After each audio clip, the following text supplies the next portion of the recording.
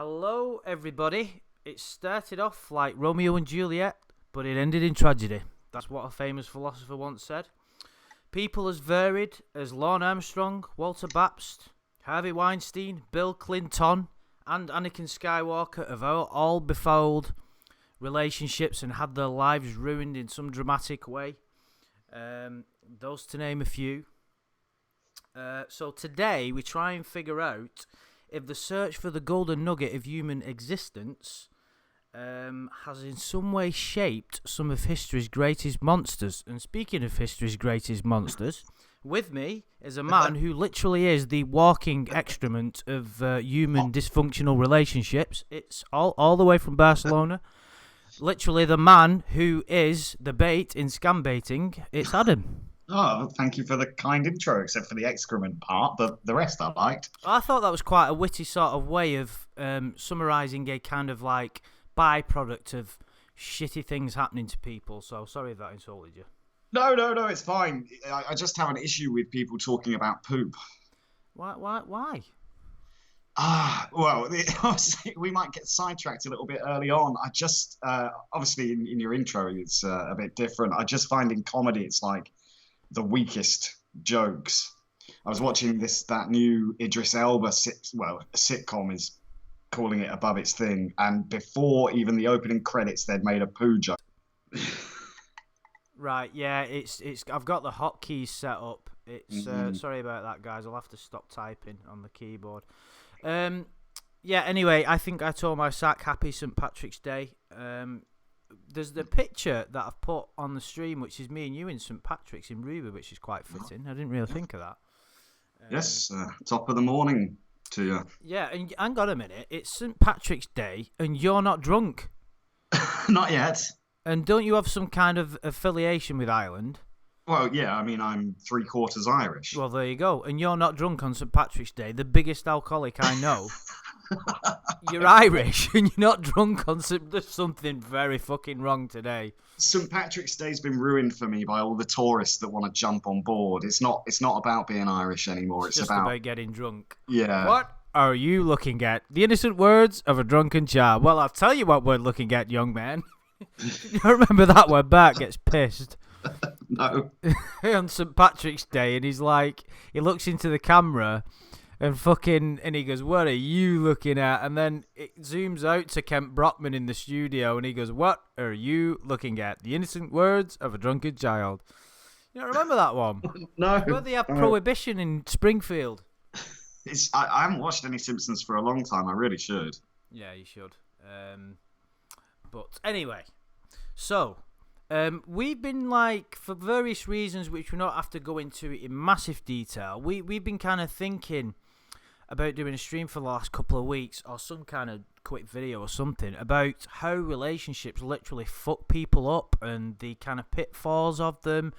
And obviously with regard to predators, Patrick, the fuck it, some of them literally attribute their behaviour to dysfunctional relationships. Or Lorne's case, it was kind of Amanda James, which obviously we'd love to get more information on, but he attributes his behaviour to be, I was messed up at the time. Saying that though, he kind of attributes it to lack of meatballs, really, didn't he?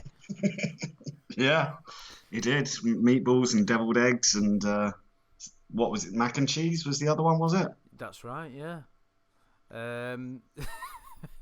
Yeah, so maybe, but he did kind of, his main sort of source of discontent was the old Amanda James story, wasn't it? Yeah. I mean, I'd love to know more about that. I mean, to be honest, yeah, we're not good. Unfortunately, the only source of information we've got on that is him, and we're not going to get. Hi, Roscoe, and everybody else in the chat. Psychology, Freddie, Lorne 20014. Why didn't you wake me up for my job interview? Oh, it's so funny. Yeah, so we were kind of like, obviously everybody, when you get to a certain age, we all have our share of getting fucked around, and also fucking people around as well. We've got to look at it from both sides, haven't we, and say that But the sort of angle you wanted to approach, Adam, is how sometimes we turn into twats, don't we? Well, I think obviously not talking about being in a relationship with a child, but being in a relationship I with thought people. that's what we were talking about, our experiences of being in That's relationships with children. You know. Do you know what the number one cause of pedophilia is? Sexy kids? Yeah, that's it. Look, Judge, like you wouldn't. Don't knock it until you've tried it. um, I'm walking the line here. Yeah, we've taken a wrong turn already. Although I see you've got a new picture with the one of you on the beach, which you've decided to surround yourself by predators, and it kind of makes you look. Terry did that for me. Who did? Oh, did she? Yeah. But it makes you look. I'm waiting for it to come up again because you've got all these predators, and then you're in the middle, like I'm the king of these guys. I'm the king of predators. That's very kind of Terry. I never really thought of it like that, and it was calm. It's like a realization moment, a little bit like when my mate was talking to me on holiday, and couldn't get his head around why I put a dress up like a sex offender in some of my videos, and I was like, fucking hell, he's got a point. Yeah, well, it's very strange. You shouldn't be dressing up as sex offenders, but whatever floats your boat.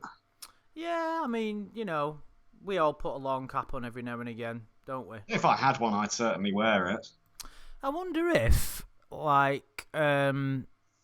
anybody's ever dressed up as a sex offender before, to the extent that people put Lorne's cap on and shit. And Base Sherman used to do it all the time, and his hat's been actually bought.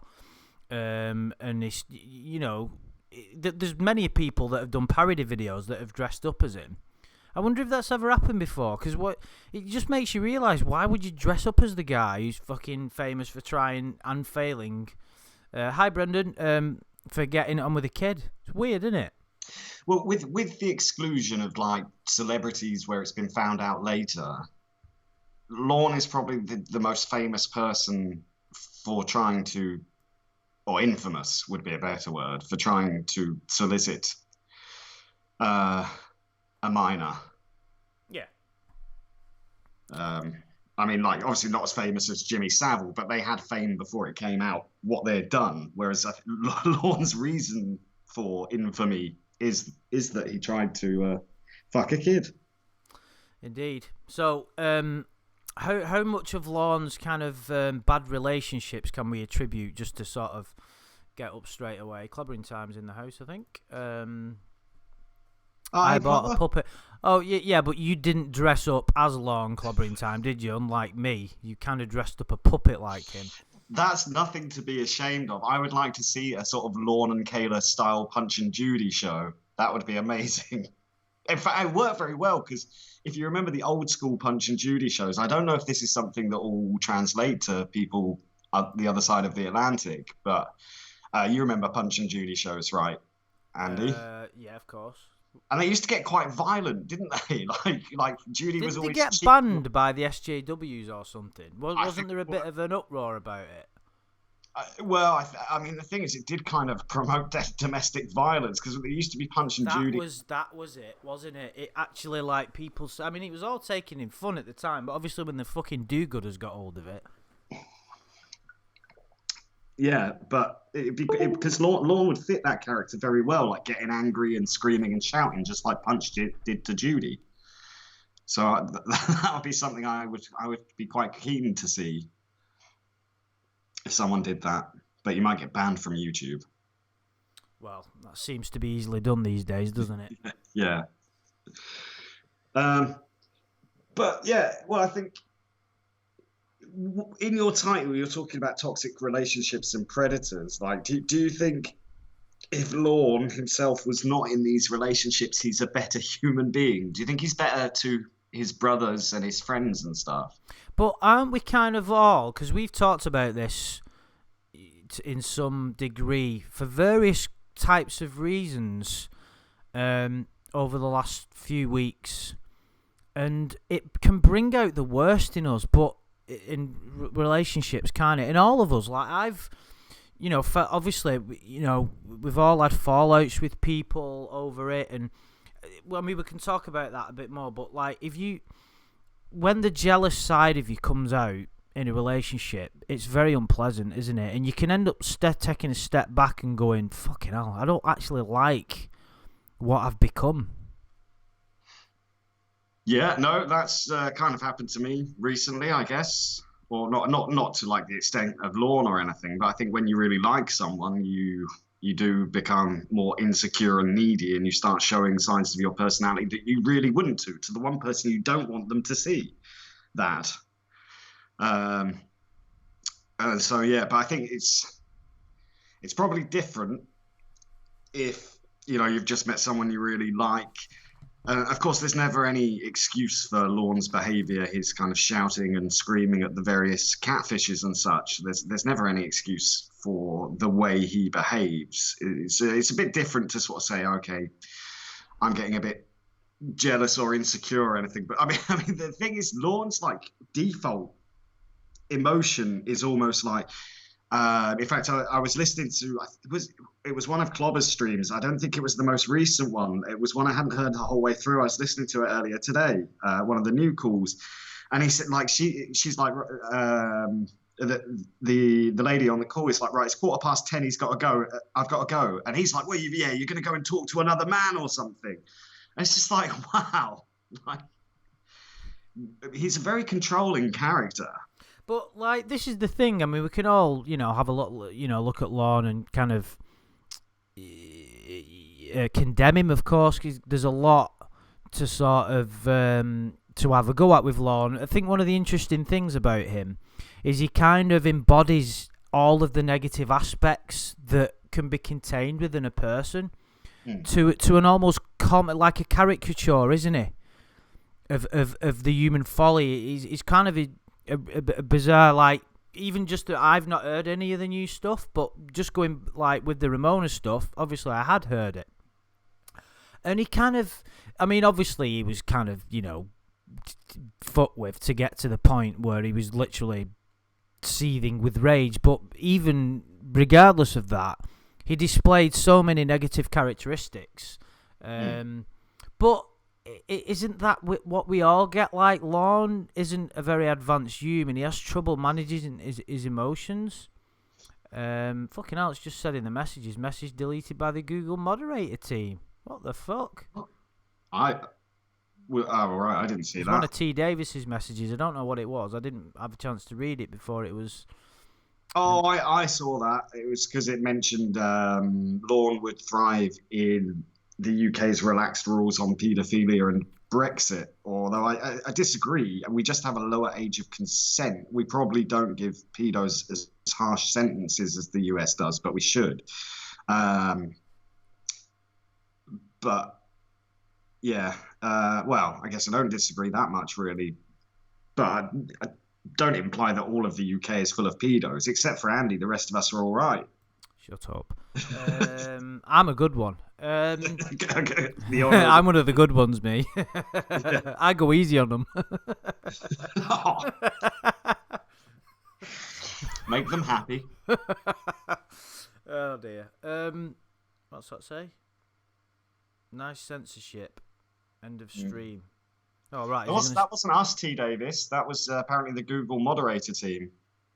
Yeah, maybe he's referring to the Google moderator team. Maybe he thinks they'll take it down. Oh, could Unless be. He's not been listening to the stream. It's quite obvious that we didn't delete it. But anyway, getting back to sort of, obviously, we can use Lorne as a kind of, which we always do, as a kind of poster boy for bad behaviour, only because we know him so well. People keep mentioning Stanley Kendall. Guys, I'm not like, trying to be difficult or anything. I don't know shit about what happened with him. All I know is he snuffed it shortly after he was fucked with. I don't know what the extent of the fucking was. I just fucking sounds, you know what I mean? The sort of, I believe that, all I know is he's quite a sick character, but he just freaked me out, that guy, and I wasn't interested in any of it. And I believe there was like a couple of videos where somebody got him to smear shit on a wall or something. It was just it just freaked me out, all of it. I think you had kind of the same view, didn't you, Adam? Well, you know from the beginning of the stream how I feel about excrement, so... I don't have any interest in seeing that. No, but overall, the Kendall thing, he was a bit like, with Lorne, he's got that comedy element to him, so it's easier to stomach, but with him, he was just a totally creepy guy, and it just didn't do anything for me. No, I think it's like Westerbeck. I wouldn't have any interest in, like, that guy just needs to be in prison forever. Yeah, he's the worst one in my opinion out of the show. I think I mentioned that before. I think, you know what pisses me off as well? That video that I did about him was like analysing predators. That consistently gets taken down whenever I put it up because I refer to him as like being. I don't think I go overboard and say you dirty. You know, it is pretty close to the mark.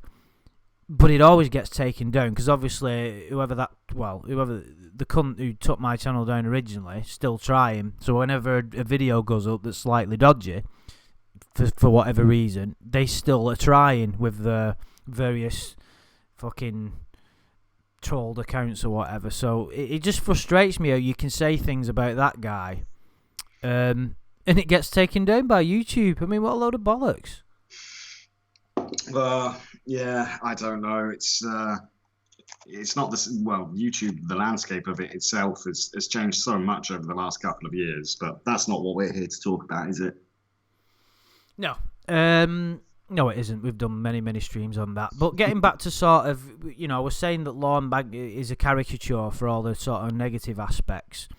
He displays what millions of people in the world do, and you know, not to the extent that he has, but we've all had moments of rage and jealousy and anger, haven't we? I mean, it literally has took us to the brink, hasn't it? It brings out the worst in people.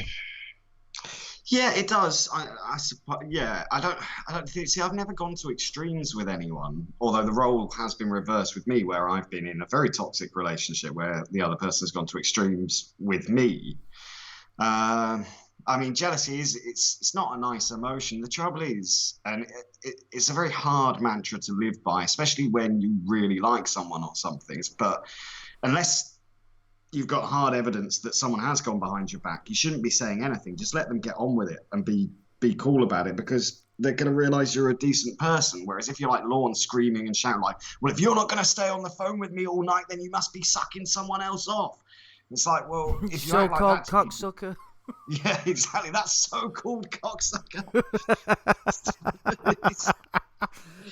That is one of his greatest lines, isn't it?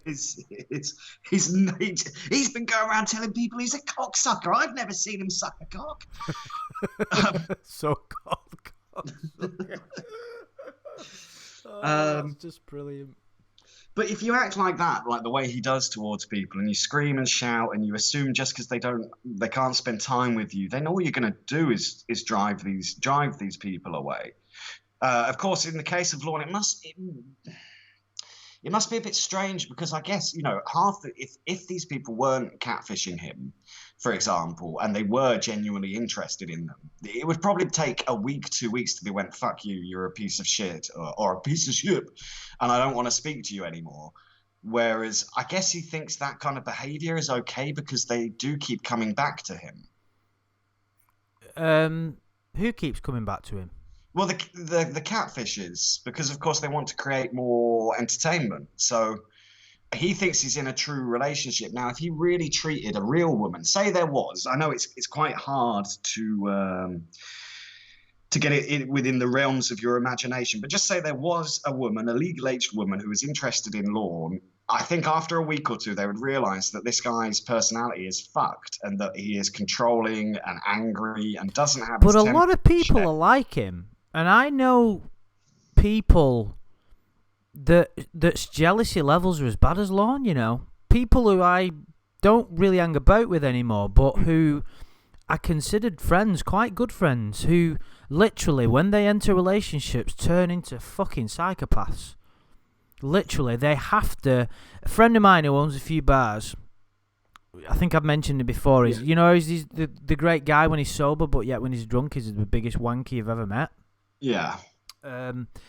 He has to have total control and domination over not in a sexual sense, well, maybe, but total control and domination over the other party. He has to be in a relationship where he has to feel totally in control. The person that he's with now, he employs her, he gives her somewhere to live, he employs a daughter. He's got total control over that person to the point where she can't even...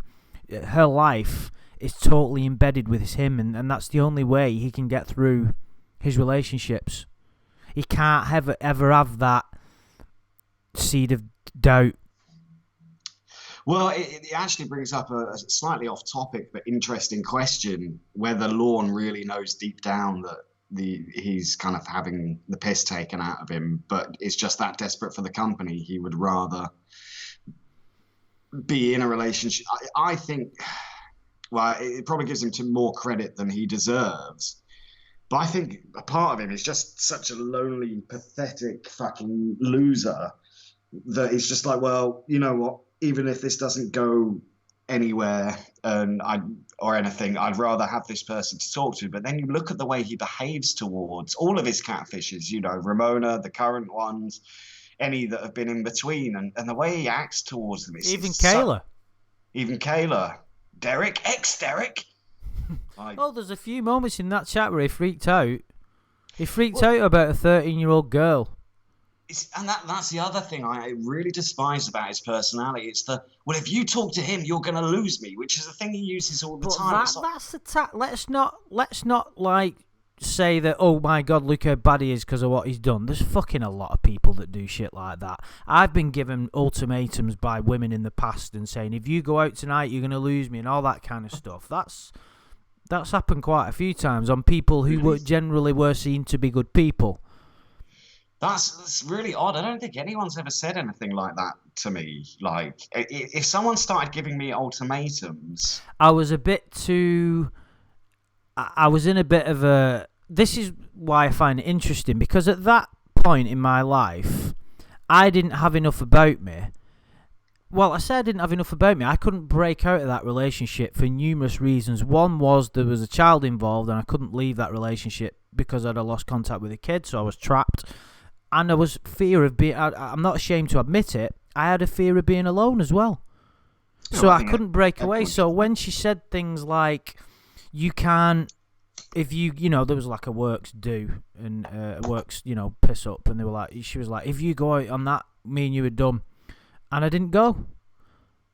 And... But no one should ever be giving anyone ultimatums in a relationship. Of course not. And the thing is...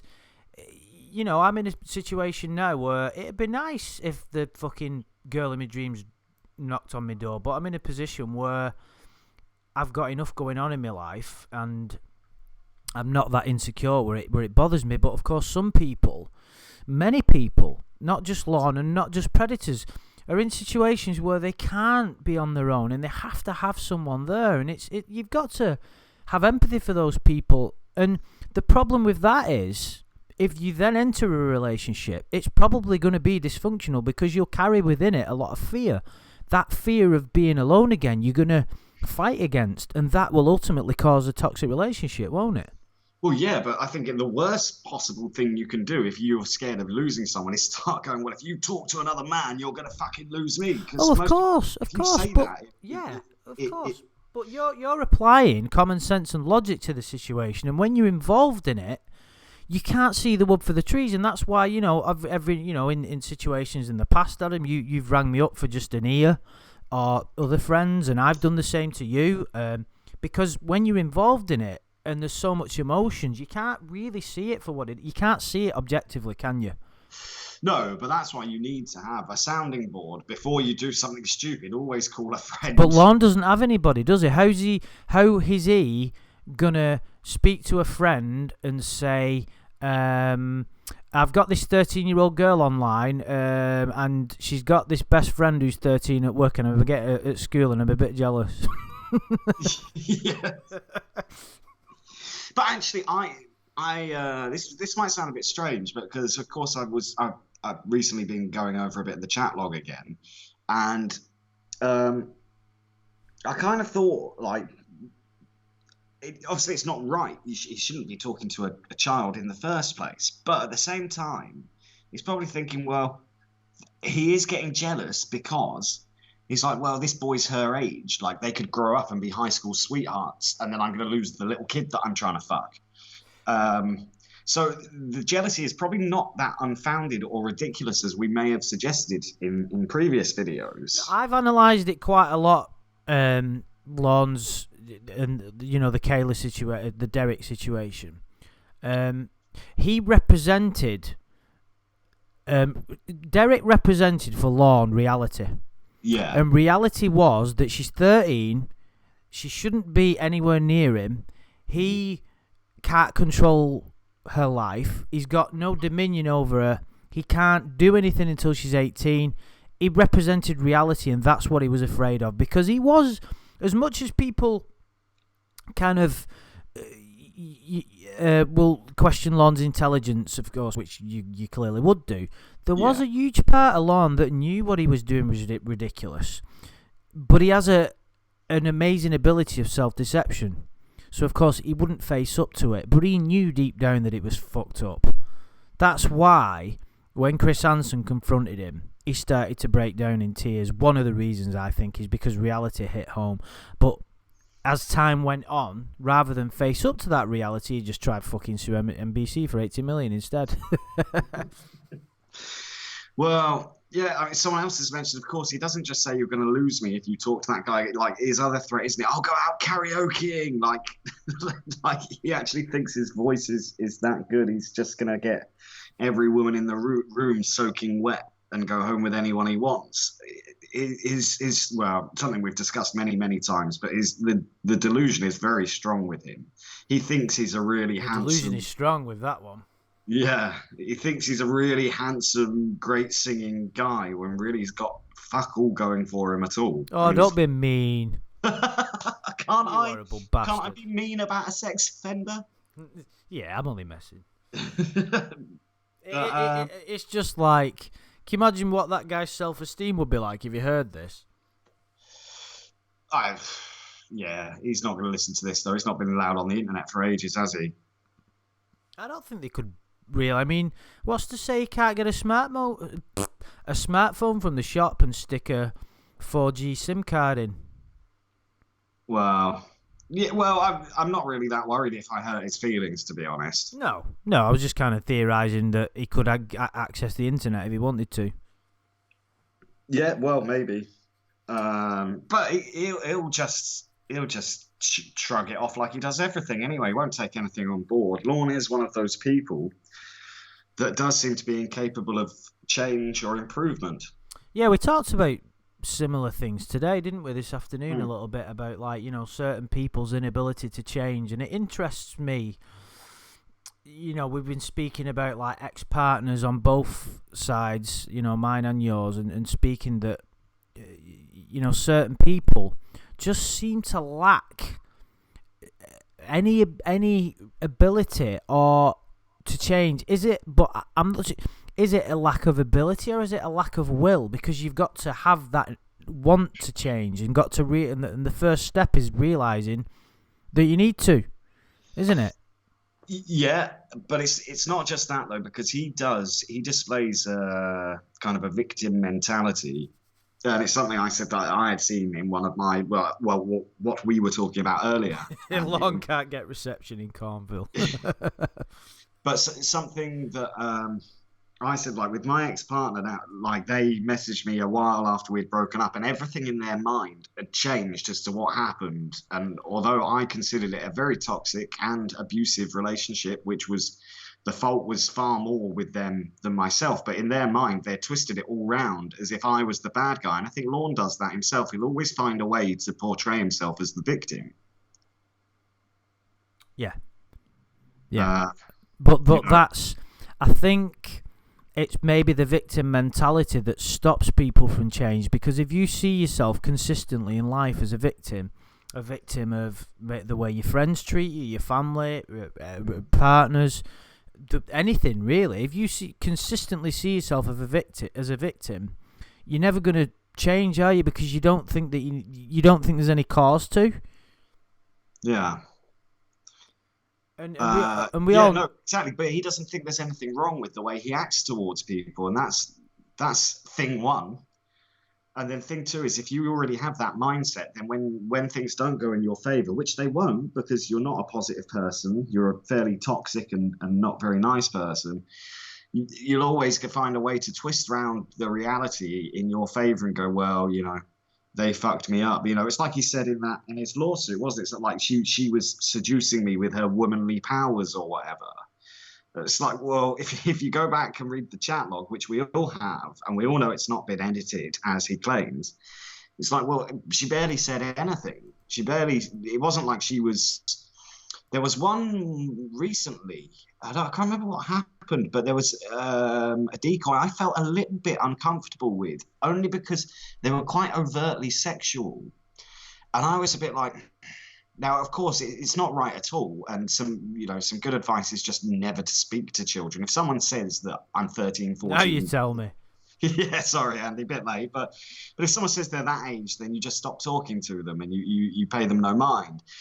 But it made me a bit uncomfortable. I can't remember who or what it was because it was something quite recent, but it might have been from Hanson versus Predator. It might have been a phone call from one of the...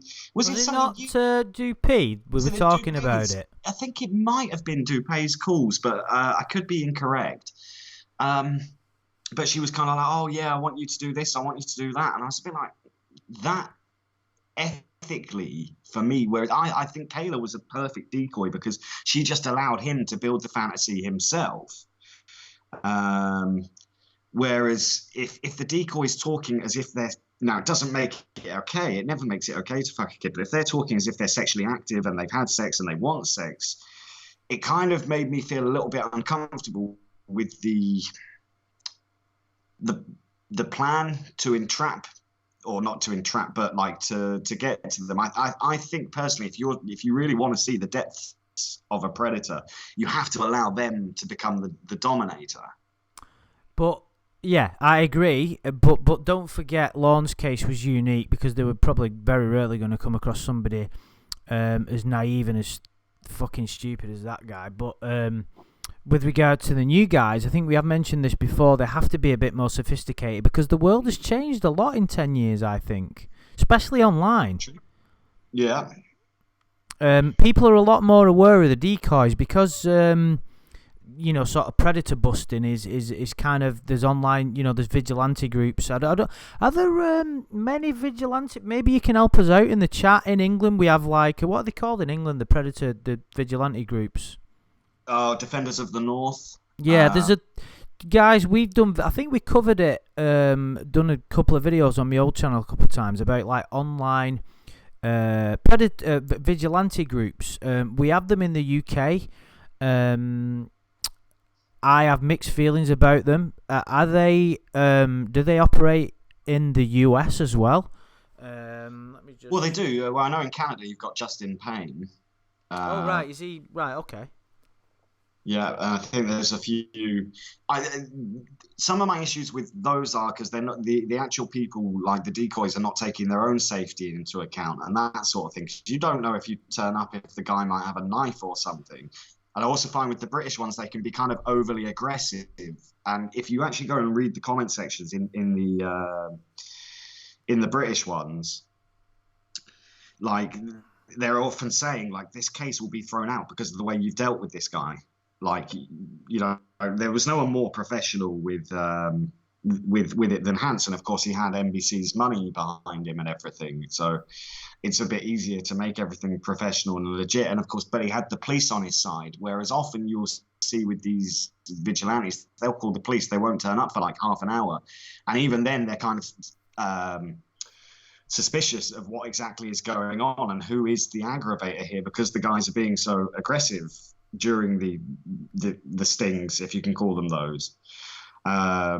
So yeah, Dan Amatius just said, like, they're so aggressive, the cases get thrown out because people go, well, you haven't made yourself look good here, have you at all? Like, so it's a very fine line to draw. And while I understand there's a valiance behind what they're trying to do, it's got to be handled correctly. Oh, of course, I completely agree. And I really think that the most important aspect of any of that is the reasons that the people go into it for. It's so important, the integrity of the people doing it. If you've been personally affected by it in your family or something like that, and you're doing it for the right reasons, then it's fantastic. But if you're going into it just to fucking get rid of a load of anger, just for a bit of internet fame, just because you've got fuck all better to do, then that is going to be a problem. But anyway, we're kind of going off topic a little bit. But how did we get onto this subject? I can't remember. But we were kind of we were talking about how the new sort of predators behave and their act, you know, the decoy speaking to them and stuff. But we were kind of talking about how we were trying to sort of figure out if some of the worst. Well, we've used Lorne as an example, haven't we, for bad behaviour because we know him so well, and we've tried to sort of have a little bit of detail about why relationships make us crazy. Basically, it's jealousy, although it's not good. It's a normal human behaviour, isn't it? I think. Yeah. I can't remember it. I think it might have been psychology who said earlier in the chat that jealousy is normal, but obsession isn't. No, it's a very good point to make. I think the trouble is, especially if you're in a relationship and you feel like you're punching above your weight a bit, then it can make you kind of insecure and jealous because you don't. And this is it's a very fine line to walk, because the more you act that way or you display that, it kind of shows that you don't have that much self-worth, and then you display it to your partner, and they're like, well, maybe this, and then you plant a seed of an idea in someone's mind, like, well, maybe they aren't good enough for me if they keep acting this way. So it's a very tough thing to do, like to kind of, and I suppose it does come from like self-value or self-worth. If you're dating a really hot woman and you're like, well, I don't know how I've pulled this off, and then especially someone like Lorne, who I believe like has been sent the photos of people, of very attractive women, and he's been like, well, I can't believe I've done this, although in his mind that's what he believes he deserves, even if he treats them that way. But if you start sort of demonstrating those feelings or making, like, you can have those thoughts inside, but you should just be thinking, all right, I'm a lucky fucker, but I'm going to keep that to myself and just get on with it and see how it goes. It's easier said than done, though. Oh yeah, you're not kidding. I mean, ultimately, when you get down to the bare bones of it, I mean, we can mull over it a little bit more in more finite detail. It's all based around fear, isn't it? It's all fear of not being good enough, fear of the unknown. Are they going to cheat on me? Am I going to be alone?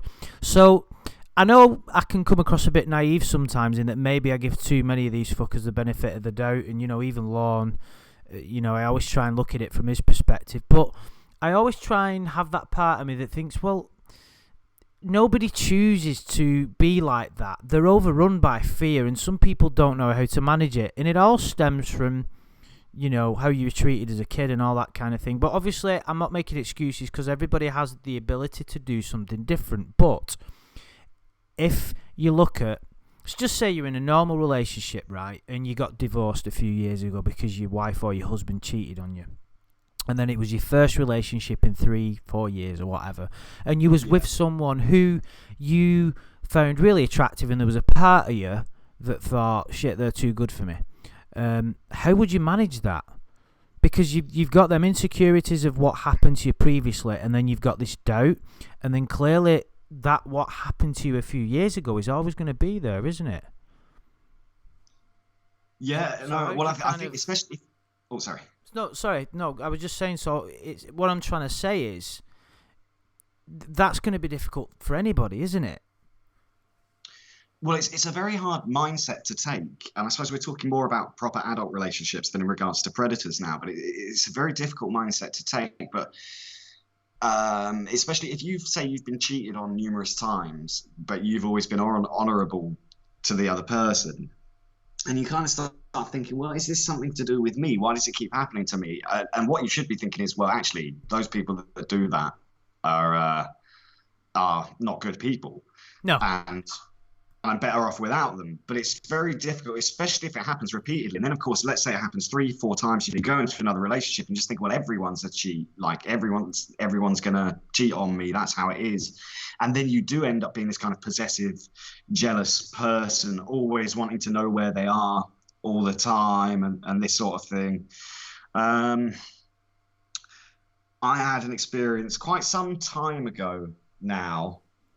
And it was very, very strange. And it happened. Like I was talking, this was sort of, it must have been before Christmas, but I got chatting to someone when I was single, and she seemed nice, very pretty. But within 24 hours of talking to them, they like called me up and were like just accusing me because I hadn't messaged them all day of being with someone else. And I was like, well, I'm glad you've done this after I've known you 2 days, because I don't want to be any part of you. Lucky escape. Yeah, exactly, a lucky escape. I just thought, how does someone get to that point that they go? And in fact, it wasn't like I literally had only just met them. It wasn't like like we were in a relationship or anything had been stated about a relationship. A few nice compliments had been exchanged, but other than that, it wasn't like we'd said, "Oh, we're going to start dating" or anything. I just couldn't believe like the audacity of the person to start accusing me of something. And then I was like, "Well, fuck it, I can see already you're mental." And so I don't want this to go any further. And just to sort of point out a recent, I was sifting through one of the dating. Well, I'm on a dating app which I very rarely go on, and I was sifting through it the other day, and somebody's profile flashed up. I can't remember what they look like, but the profile, the what do you call it, description, the like, where they write about themselves. I took a screenshot of it. This is what that person wrote in their profile. Relatively normal, love laughing, very short attention span. If your profile is funny, I probably won't even look at your picture. If your profile pic is of your abs, I'm going to assume your face needs work. If you smoke, are a vegan, have textured wallpaper or a black leather sofa, swipe left. And that was it. What's wrong with a black leather sofa? I mean, if you sweat on them, you get stuck to them. But other than that... Well, I am sitting on a black leather sofa as I am fucking saying this. But that's not the reason why I thought that was interesting, because that, relatively normal, is the first line, and then there's a comma. Relatively normal. So someone is saying they are not normal. And that's in the first fucking word of their profile. I don't have any problem with that. I don't think there's no such but thing. I agree that could be interpreted many ways, and I wouldn't be jumping to conclusions. But then, love laughing, great, who doesn't? Very short attention span. But the thing about that is, and I've noticed it repeatedly, we're going slightly off topic here, but it kind of, it's all in tune with how relationships can be a bit of a minefield, is how much aggression there is. You've never even met this person. She's supposed to be selling herself, and she's basically telling you that you're ugly if you take a photograph of your abs, saying that if you have an amusing photograph that you're a twat, if you have a black leather sofa you're a twat, textured wallpaper you're a twat, and if you smoke or are a vegan.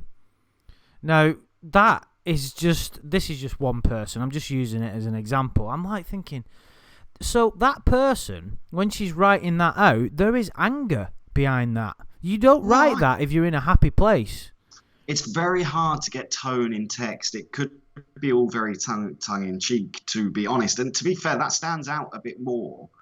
I'd rather... So you wouldn't see that as a problem, because immediately I was like, I'm just not interested. Why would you even bother with that? It really, well, you've got a black leather sofa, so you're out of the equation already. But very true. I'm a smoker, so I'm out of the equation as well. Although I do like the fact she doesn't want to meet vegans, because who wants to go out with someone that doesn't eat meat? But no, I think it might have been fairly tongue-in-cheek. I think sometimes you take these profiles a bit too seriously.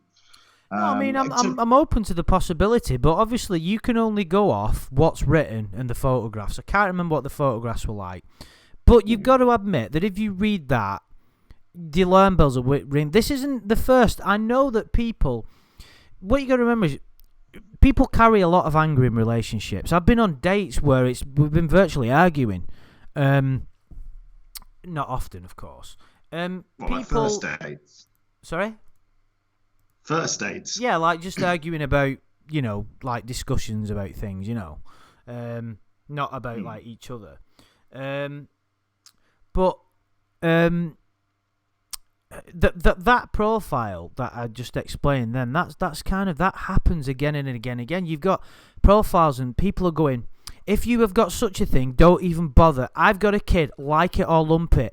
I've got my shit together and I expect you to have the same. I'm like, whoa, hang on a minute, sweetheart. We've not even fucking met yet and you're barking orders at me. I'd be like, whoa, not a fucking chance. You've got to... Do you get what I mean? I think that's bullshit. But sometimes you have to take it... Sorry, you've gone, mate. Oh, you're breaking up. Well, hello? Yeah, I can hear you. You broke Can you hear then. Yeah, it's saying poor network Oh, connection. I am broken, but anyway. I haven't got that on my end. Andrew's speech is triggering me. Right, guys... Well, what I was trying to say is that the thing is sometimes, especially with like single mothers and stuff, they have had a hard time. Well, I'm not saying they all have. But you don't know what's happened to these people previously to get hurt and stuff, and that may lead to them saying something like that because they want to, sort out who's man enough to go past that aggressive message. And if someone looks and goes, well, no, that's not for me, then that's fine. I mean, everyone's preferences are their own. Some people won't date a single mother, full stop. Yeah. And I suppose to an extent, it's not the worst thing to have everything out there from the start. I mean, when I was doing... this is just my perspective. I would suggest that if you... before you've even met someone that's barking orders at you and showing aggression and negativity, that's being judgmental as well, saying, is it being judgmental by saying if you've got textured wallpaper, which I fucking hate, by the way, but I wouldn't not fuck a girl off because they had them. What's textured wallpaper? It's like, basically textured, so if you rub your hand across it, it's got like, it's almost material-like. So it's kind of like 3D-ish. Does that make any sense? I don't know. Sorry? So you would date someone with textured wallpaper? Well, if I really liked them, I wouldn't fuck them off because they had textured wallpaper. Yeah. That's the point. I've got like lumps on my wall. It's not. It's just wall, isn't it? It's not wallpaper. Yeah, that's not textured wallpaper. It's not even wallpaper. I don't know. I'm literally rubbing the wall next to me now. It's gone mad. Anyway. But no, I think. What does your profile say then, Andy? I don't want to go over that. Yeah, but I'm curious because maybe. No, maybe we're not discussing this on air because there'll be a lot to fucking pick holes in. It's not going to happen. If you're over 18, you're too old for me. Over 13. Yeah. Oh. No, I'm certainly not going to be. I've put all things to all men and maybe one lucky gal. Well, that sounds really gay. Is that your Grindr not really profile? Put that, you fucking idiot. That's what Barney said on The Simpsons when he was talking about Homer. Okay, good. Well, maybe you should. I'm cute though, built good. Yeah, exactly. I think it's very difficult with text. I mean, people have a lot of disagreements because you can write something. It's like our mate Chris messaged me yesterday and he said, "When are you gonna fucking get on Red Dead?" I was like, "Whoa, calm your jets, dude." And he was like, "I was only joking. I didn't mean it." I was like, "Okay, it's how it's not necessarily always how it's been written, but how it's been taken." No, I agree. I mean, you couldn't, they could be the nicest person in the world, but they've just not thought very well. I'm just saying. You've got to admit, there's a lot of angry people around these days for various reasons, and you're not telling me that some of that isn't translating into the dating profiles. You know what I mean? Yes, but it could also, the thing like that one you just read, I was kind of like, well, the thing about the ads please me because I don't have abs. So it's nice to know that someone isn't that superficial. I So mean, they I'd be probably like, do like abs. I mean, to be fair, it's not that those specific points. It's what I'm trying to get at with that is it shows that that particular person's being a little bit judgmental, quite insulting as well to say that you know if your profile. I mean, but to be maybe fair, maybe they were. if your So, profile picture is of your abs, then you've got some issues. To be fair to you, but why are you focusing on the negativity in a profile picture in a profile speech? but maybe, and again, it's about context. Maybe that person is just going, if you're superficial and you care more about looking good than actually having a good time, then I don't want to hang around with you. And Or maybe, maybe, and this is what I'm trying to get at. Maybe this person's just a fucking idiot.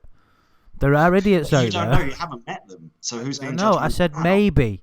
Yeah. But what if, like, that black leather sofa bit would have provided you with the perfect opening line? You went, look, I've got to admit, I do have a black leather sofa. And there you go. You've got a chat Untextured about it straight away. wallpaper. I also smoke and I'm a vegan. How about it? Yeah, yeah. But, yeah. And, Can you imagine if they then said, "Oh, go on then"? but it might be, that profile is probably one of the more better ones. It doesn't just say, or at least the more well-written or eloquent ones. It's I not don't just know like, what the fuck you've been reading, man. well, if you've ever been on Tinder, it's also vacuous and vapid. I would No, take I've someone not. who's I've written. never ventured, and I never will go on there. Well, a long time ago, when I first came out to Spain, and I had a great time my first year and a half here because I was on Tinder and a couple of other apps, and I was doing really well. But I wasn't looking for a relationship, just having fun, which was great at that time because I'd just come out of a long-term relationship. But Tinder, it is, I mean, for a world that we're trying to build where people should look beyond just the exterior or the superficial of other people, for a world where we all have to be so careful about what we say in case we upset people, it's odd that the world's most popular dating app is one where everything is based on looks from the get-go. But there's no way of avoiding that today, isn't there? Is there? Because, of course, there's that many dating apps and angles that people are like taking. You know, there's people like business, entrepreneurs coming out with like new angles to do dating apps from. For instance, I think I saw it on Dragon's Den. I can't remember whether it was the English one or the American or the Canadian, but someone made up a dating website or app or both about going on dates with your mates. It might have even been called Date with a Mate. I thought the idea was a bit flawed, to be honest, but my point is there will always be a Tinder, won't there? There will always be your quick fix kind of,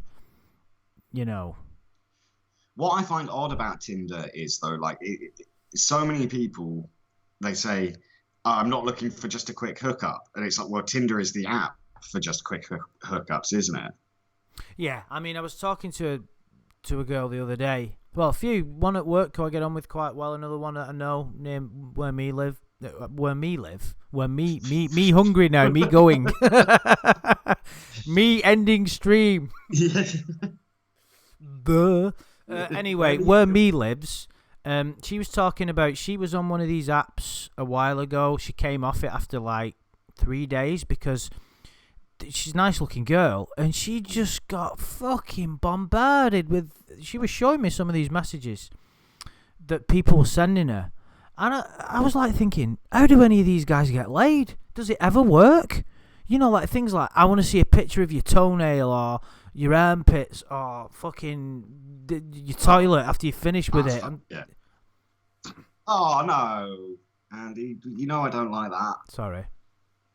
One of them said, I want you to do a poo, put it in a container and bring it on our first date. Oh, what the actual fuck? I made that up. Oh, good. No, that's made my stomach turn. Sorry. No, I mean, people are fucked. I do often wonder, like, if these guys sending these lewd messages. Oh, hey, Base Shaman. Oh, hey, Based. How's it going, mate? And if these guys sending these lewd messages, if they're having more success, because in the past when I've used dating apps, I'm always very polite in my first message, but it's not, you guys or those who are aware of the other stuff I do know I'm a fairly funny guy. But when I start a message, I just want to start out polite and nice. So my first message is always like, "Hi, how are you?" And then you just get ghosted because it doesn't stand out from the crowd. Maybe these guys going, "Oh, hey, baby, can I stick my cock up your ass?" They're getting much more success. Maybe. Yeah. Yeah, I don't know. I mean, perhaps it's worked for them once and they're like, okay, this will work again. Because as we know, women are dirty. Women can be as filthy as men. Yep. Could have been a man or a woman. Women are dirty. But no, I know what you're saying.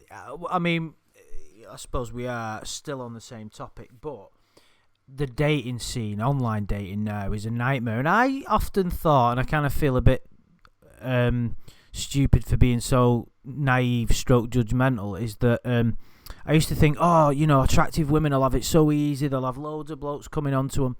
But the ones that I've been speaking to who have really attractive women who are intelligent and a bit crazy, but what women aren't, they have a really hard time of it, like, because they get inundated. And there was one girl who was like just totally like on verge of giving up and becoming a nun. She was like, I just can't. Are there any nice guys out there now? Well, there is, but you send a normal message. You say, "Hi, how are you?" And they go, "Well, this guy's dull as dishwater. I'm not going to reply." And you're like, "Well, I'm not." If you just said, "Yeah, I'm good. How are you?" then we've got a communication going without being rude. But that doesn't work. You've got to stand out these days. And some people just don't have the creativity to stand out without just turning things to sexual straight away. Yeah, very true. Yeah, and it is. It's a funny one. I mean, I must admit, now that we're speaking, I've not really put much effort into my date thing. I only went on there because I kind of felt like I needed to. Not that I was that bothered about it.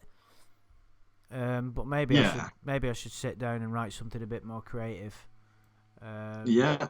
Well, but then you end up with because a lot of them say, "Don't send me a copy and pasted message because I'll know and I won't speak to you." And it's like, "Oh, I've got this great chat up line. I'm going to use it to everyone." Yeah. No, I know. It's a funny one, but of course, what we're kind of talking about, I mean, it's a symptom of how fucked up relationships can make you and how you behave when you're in them and how it, But getting back to the sort of main topic of what the stream was supposed to be on, how it's on a Predator channel, can some of the negative things that have happened to people in relationships be attributed to their predatory behaviour? In some cases, not all, obviously. Not like McFetridge. He's just a.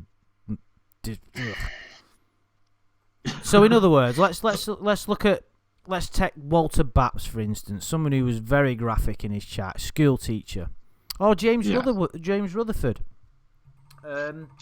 People that have good, upstanding members of the community who are married, who have clearly gone through difficult times, and then for whatever reason they decide to try and go after some young girl. Do they have the twisted relationships made them into predators? Yeah. Well, I think, to be honest, it's more like a power thing, isn't it? Maybe they've got a strong, independent woman at home now. To me, that's incredibly sexy. But to these guys, maybe they're like, "Oh, no, it isn't. You just want a girl that's tied up with no will of their own. They've been battered and no will left of their own, and basically they're just subdued every day. Well, what would you like, Adam? Shall I roll you a cig? Shall I pour you that whiskey? That's what you want. Admit it." Well, that sounds pretty good as well. Well, somewhere in between would be nice. But no. But I think.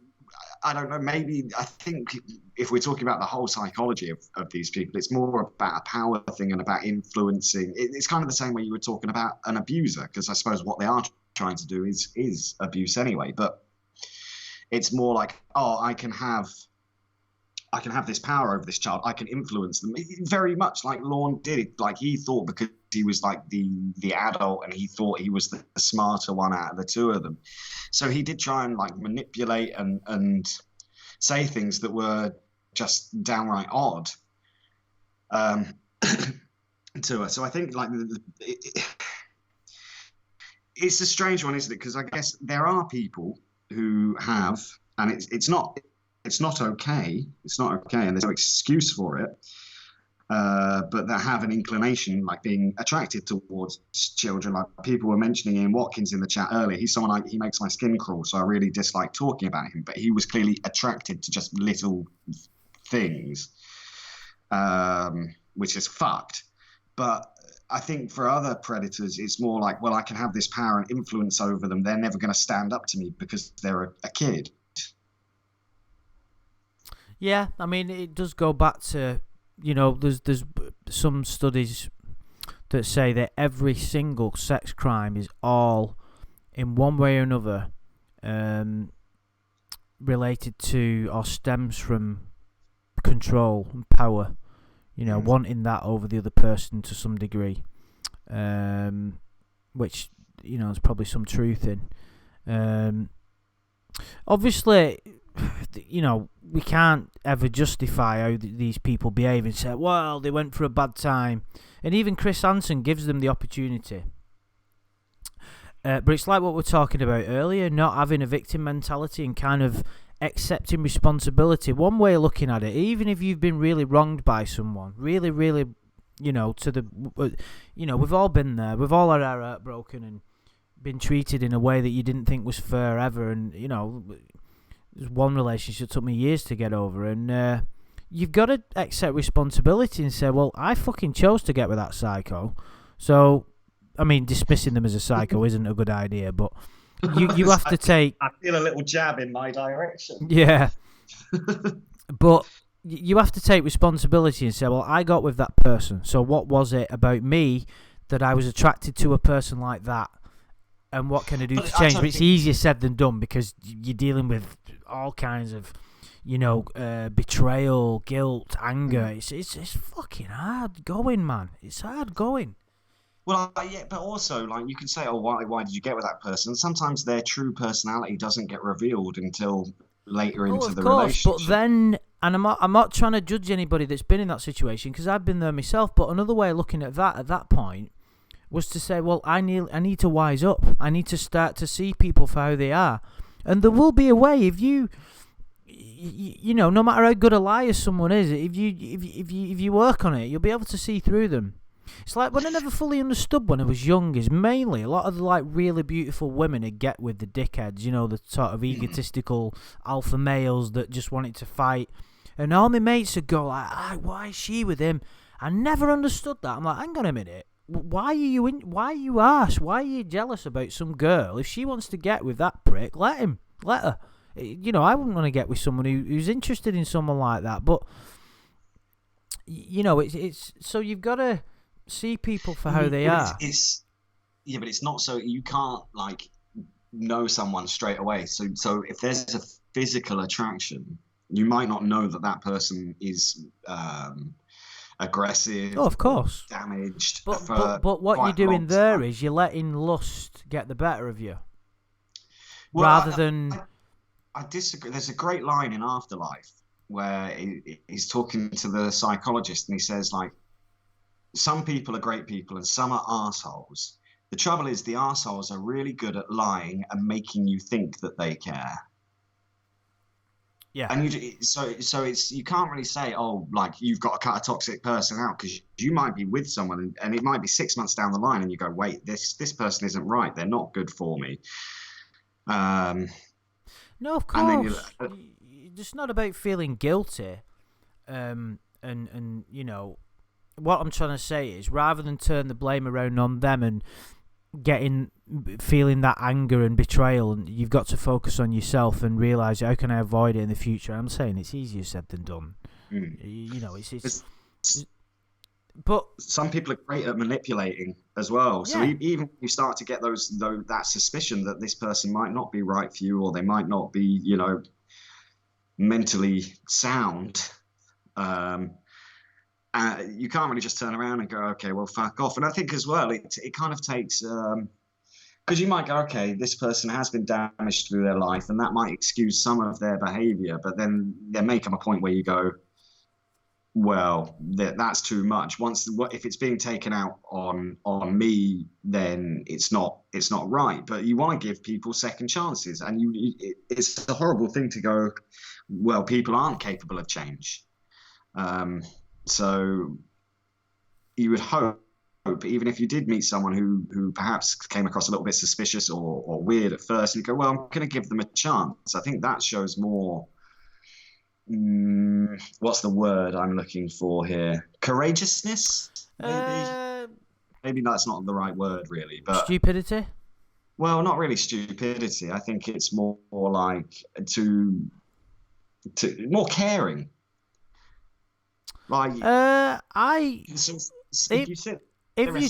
meet someone, you will not take your responsibility because you didn't work out that they were a psycho in the first few days you met them. That's very unfair. Yeah, it is, but I'm not trying to say you should blame yourself, and I'm not trying to say that.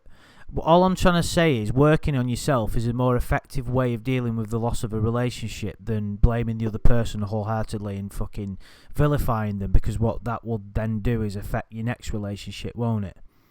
You've just got to accept people for what they are, pity them, wish them well, and then try and grow from it and move on. And listen, I realise how fucking easy all that coming out is, and I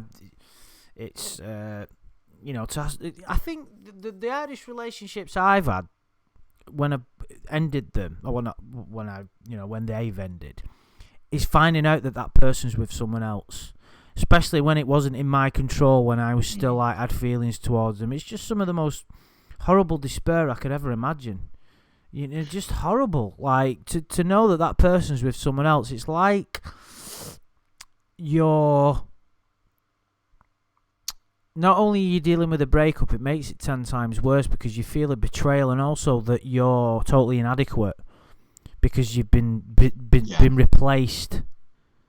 But if someone makes you feel that way, I think as difficult as it is, and this is something I mentioned on a stream I did on my second channel the other day, like there was a girl that really broke my heart a few years ago, and I deleted her from Facebook and Skype, and then we kind of got into an email conversation afterwards, and she was like, that was really childish of you.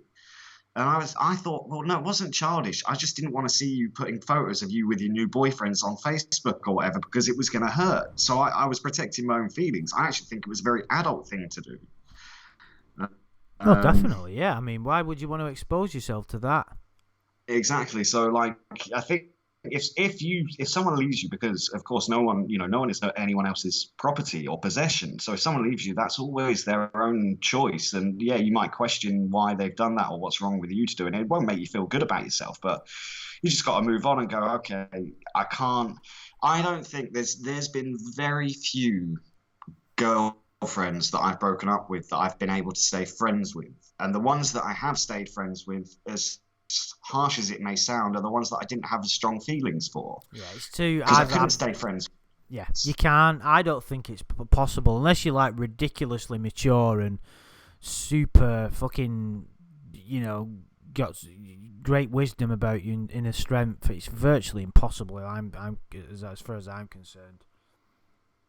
Yeah, no, it is. I mean, I stayed friends with a couple of ex-girlfriends, and they were really lovely, wonderful people, and that's why we had amicable breakups and managed to stay friends with them. But the ones that broke my heart, I couldn't stay friends with. Yeah, the ones that I've been in love with are the ones that I can never stay friends with. Yeah, there's just too much gone on. Flings, like little bit of tears, like little things like that were, yeah, as far as I'm concerned, it's too much. But anyway, yeah. But yeah, sort of getting back to this, obviously we can't attribute, bad relationships to predatory behaviour. But I think in a certain type of person, it will it incline a certain type of person to. Would it push someone over the edge? Would it be the straw that breaks the camel's back? So let's say that you've got someone who has questionable romantic inclinations and they have a bad relationship. Could that be the final. You know what I mean? No, I think anyone that does try and solicit a minor it's an inherent problem within Oh no, themselves. of course. But what I'm trying to say is, let's say that there's got to be, of all the people that seem to get caught in these things, there's got to be people out there that have these attractions or a fantasy, whatever you want to call it, that wouldn't act upon it, but then their wife fucks them off and they think, fuck it. Do you understand what I mean? Yeah, my wife's left me. I'm gonna fuck a kid. I've not got the meatballs. I'm gonna fuck. Yeah. Yeah. Yeah. I mean that comes down to Lorne's like not taking responsibility and victim mentality. I mean, I don't know if he will ever realise the ridiculousness of those phrases like, "Oh, I did things for them and they never gave me." But that was just fantastic, wasn't it? I remember watching that video when he put it online for the first time, and just being like, I remember thinking, this is a joke. He's joking with us. It was at that point that it all... I actually thought in my head that Lorne's been trolling us for 10 years. That he never got caught. That he was never this stupid. It was all some kind of ingenious plot to create this character. And then he was going to stand up and have a laugh at us and say, I've wasted all your fucking time. I thought it's the only logical explanation for somebody to come on camera after what he'd been caught with and blame the fact that he tried to molest and rape a child on the fact that his siblings didn't make him mac and cheese. And that's what he said. That will go down in history as one of planet Earth's most defining moments as far as I'm concerned. If there was Do you remember the Ramona breakup call, though? The Ramona he what? He did try and almost say the Ramona breakup call when she broke up with Lorne. Yes. And he did. That was he obviously doesn't have the intelligence, but he did try and sort of say, well, I knew all along. And he didn't actually burst into tears or start screaming or anything, which was kind of a disappointment for all of us in the audience. But he took it fairly well. And it kind of harks back to what I was saying earlier. Does he kind of realise deep down that everyone's just taking the piss out of him? He knew at that point. I'll tell you what, at that point, Lorne had suspected for a long time. The only reason he was still talking to it is because he had fuck all better to do. Yeah. It was just a way of him being entertained and not feeling that loneliness that he must obviously feel, because that's one of the reasons why I believe that he entered into that situation with Kayla. It was the only way of him alleviating his loneliness. We must admit, there was a lot more graphic chat logs out there than what Lorne did. He didn't even like... one thing I thought, I'm not too sure we could get into it, but he never pleasured himself, did he, on camera out? Which is what a lot of men do, isn't it? Yeah, but he was naked on the camera all the time. I mean, that's bad enough. Oh, yeah, I'm not saying it isn't bad. That's not the point I'm trying to make. This is completely not related to what we're talking about, I suppose, but I'm just kind of wondering why he didn't jerk himself off on camera. Don't they all do that? You ring me up and do that sometimes. I'm just finishing off, Andy. Yeah, well, you just call me. I'm like, well, I'm not stopping now. I'm halfway through. may as well have a spectator. Yeah, but you could have at least turned the webcam off. Nah. But no, I don't know, because I don't know if he ever did or not, because he did mention, didn't he, like I'll let you see the white stuff come out and that, and I don't know if he ever actually did that, but I suppose part of the reason he may not have done that, and I don't know if any of the other predators turned there, because remember, this is what, over 10 to 12 years ago now, isn't it? The internet wasn't as sophisticated as it is at the moment. And I think because he couldn't see the person at the other end, that may have been the only reason not. If she had ever turned the camera on and he had really seen little Kayla there, I'm sure he would have whacked himself off. Yeah, Danimation's just said that Lorne did tell the decoy to masturbate, but he didn't do it himself, did he? But he only told her to do it. Oh no, he did tell her to do it when she was there, didn't he? No, I suppose maybe I'm dwelling upon nothing really. I just kind of, because I remember when Base Sherman did his To Catch a Predator videos, he didn't do them for very long. I think he had trouble sort of getting them past YouTube's sort of guidelines, shall we say. But I remember one, because he used to put that lawn mask on, didn't he? He'd say, "Why are you talking to a little baby girl? Why are you talking to a little..." And he'd have his lawn mask on in his hat. And there was one, because what he'd do is he'd pretend to be the decoy, obviously, and then the camera would cut to him, and you could see the predator as well. And they'd be stood there just wanking themselves off. Just like... it was just fucking weird. I was like, what the fuck are these guys on? Like, you know what I mean? Just very strange. No, I mean, it takes someone of very low intelligence to do anything like that without actually seeing the other person on camera. Because I'm a huge fan of shows like Catfish, and that sort of thing. Unless someone's shown you themselves on camera and moving around and talking. Yeah, you're not going to make that mistake again, are you, Adam? Yeah, definitely not. Especially when your mum found out about it. Well, that was what. I don't know if you're actually referring to my story with the scammer, but yeah, it kind of happened to me. But like, she was live on camera. She just, anyway, I won't go into that too bad. There's a video on my channel if you guys, if you guys are curious, called "How I Was Nearly Sex Scammed," and it goes into quite graphic detail as what happened. But yes, everyone was fully of a legal age. It was all, well, it wasn't all good because I got very scared, but yeah, that's just people using dark tricks. But no, I mean, how this day and age, if people don't have the intelligence to go, right, well, I'm not going to trust you until we've had a face-to-face camera chat. It's like Lorne every night on camera, and yet didn't ever see her. But just, I guess back then, the people were a bit more like accepting. Okay, this is you. Blah blah blah. But it's still, yeah, it's still very odd. Oh, of course. Sorry, I'm just popping my channel in the thing for Kane here. Here you go, Kane. If you click, I've just put you can click. If you click, you can click on my name. There you go. And then, yeah, and then you'll be able to find it. It's not a very viewed video, that one, to be honest, which is quite good, because I was quite pleased to make the video about it, though, just because hopefully, because a guy killed himself after that happening. Wow. Do you not remember that? And it was almost identical to what happened to me. Like, I was on a site called Adult Friend Finder, got chatting to this girl that was like in a cheerleader uniform. Now, I was living in a place called Epsom in Surrey at the time. Very few cheerleaders in the UK. And I think it started off as me kind of being like, I know you're not real. Why are you even bothering? And they're like, no, I am real. And eventually they turned the camera on, and it was a very attractive Japanese lady or Asian lady. And she was like, I am real. And I was like, yeah, but you're not the lady in the photos. And at this point, I should have gone, something's off here. But I didn't. And she kind of gave me some bullshit story. Yeah, exactly, psychology. There's nothing but bots on there. She kind of gave me some bullshit story about why she was using an American girl's thing to get more attention. I was like, oh, but you're beautiful. You should use your pictures. And she's like, anyway, do you want to get down to business? I'm like, yeah, why not? And yeah, it was, so we did some stuff.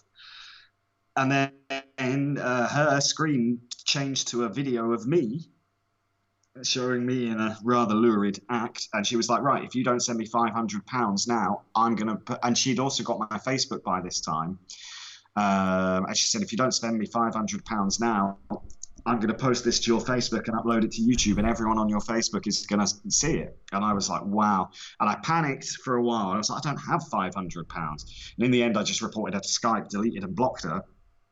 I was very fortunate that I didn't know about the Facebook Others folder at the time, because I found like 2 years later, in fact, once I'd moved out here, there was a bunch of messages from her in the Others folder saying, you've got 2 minutes till this video gets uploaded. Of course, it never would.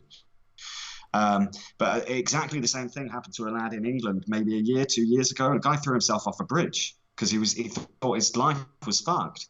I mean, I'm very lucky. Like, I told the whole thing to my parents eventually. My mum was like, I wouldn't have cared. And I was like, yeah, but it's fucking embarrassing. Yeah, I mean, it just shows you how desperate people can be for money, doesn't it? They literally will do anything. Well, yeah. I mean, I don't. It's very dark though as well because it's not the same as your telemarketer style scammers. It's not like the fake IRS or the fake Microsoft people.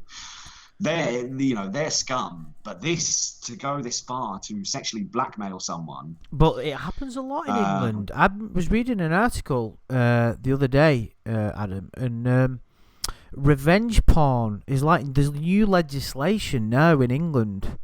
Yeah. For the police to use with regard to revenge porn because it's become so prevalent. So generally, in a lot of, not anybody that I personally know, but apparently it's a big thing now. If a relationship ends, and the one of the parties is unhappy about it, they will blackmail them into releasing the porn videos and nudes and whatnot. I mean, celebrities that do takes it. a very sick individual to do that. Yeah, definitely. I mean, why would you want to destroy someone's life like because that? they feel like they've had their life destroyed in some cases, won't they? It doesn't make it right. Of course, two wrongs don't make a right. No. But, Danimation just said revenge porn was a big deal in America too. They used it against the president. Yeah, with Stormy Daniels, wasn't it? Who? Stormy Daniels, the porn star. Oh, that's right, yeah. Quite like her, though, because when The Last Jedi came out, she made quite a lot of angry tweets saying how shite it was. I was like, well done. But anyway, never mind. Well done. Yeah. Look at those. Well done, Les.